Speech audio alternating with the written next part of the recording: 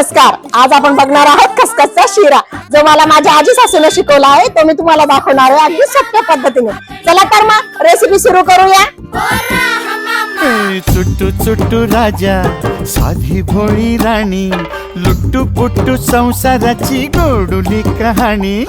राजा करी खोड्या, राणी डोळा पाणी, तरी गाती लाडे लाडे गुलू गुलू गाणी.